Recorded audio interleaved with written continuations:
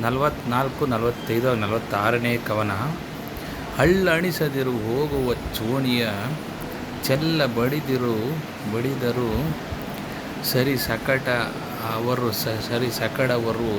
ಸಕಡರವ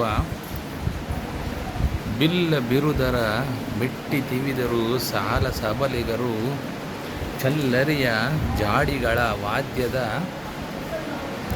ಪಳ್ಳಣಿಯ ದಳ ನೆರೆದು ದಲ್ಲಿ ಮುತ್ತಿಗೆ ತೆಗೆಸಿದರು ಪಾಂಚಾಲ ನಾಯಕರು.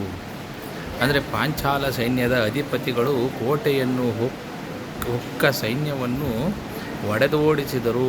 ಬಲ್ಲೆಗಳಿಂದ ಬಿಲ್ಲುಗಾರರನ್ನು ತಿವಿದು ಕೊಂದರು.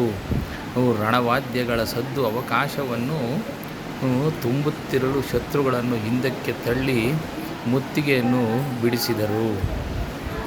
ಚೋಣ ಮುರಿದೈತರಲು ಬಹಳ ಕ್ಷೋಣಿಯಲ್ಲಿ ಕುರುಪತಿಯ ತಟ್ಟಿನ ಒಣಿಗರು ಹುರಿಗೊಂಡು ಕವಿದರು. ಕರ್ಣ ಮೊದಲಾಗಿ ಸಾಣಿಯ ಅಲಗಿನ ಸರಿಗೆ ಪರಬಲ ವಾಣಿಯಿಟ್ಟು ಒಳ್ಳೆಡಿ ಮಿಡುಕದ ಕ್ಷಿಣಬಲ ಒಸರಿಸಿ ತೆಗೆದುದು ದೃಪದ ಪರಿವಾರ.